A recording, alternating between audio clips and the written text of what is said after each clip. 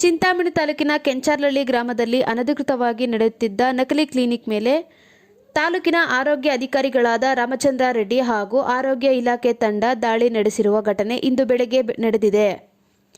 ಮುನೀರ್ ಅಹ್ಮದ್ ಇವರು ಮೂಲತಃ ಬಾಗೇಪಲ್ಲಿ ತಾಲೂಕಿನ ಮದ್ಯಪಲ್ಲಿ ಗ್ರಾಮದವರಾಗಿದ್ದು, ಇತ್ತೀಚಿನ ಕೆಲ ದಿನಗಳಿಂದ ಕೆಂಚಾರ್ಲಹಳ್ಳಿ ಗ್ರಾಮದಲ್ಲಿ ನಕಲಿ ಕ್ಲಿನಿಕ್ ಅನ್ನು ನಡೆಸುತ್ತಿದ್ದು, ಖಚಿತಪಡಿಸಿದ ಮಾಹಿತಿ ಮೇರೆಗೆ ಅಧಿಕಾರಿಗಳು ಪರಿಶೀಲನೆ ನಡೆಸಿದರು.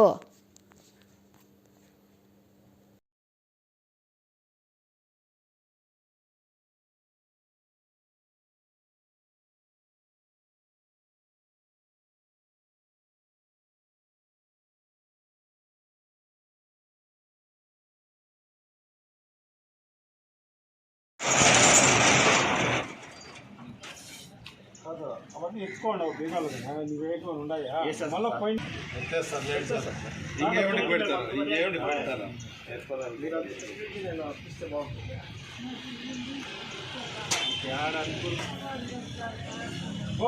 గవర్నమెంట్ హాస్పిటల్ గవర్నమెంట్ హాస్పిటల్ ఈ మాట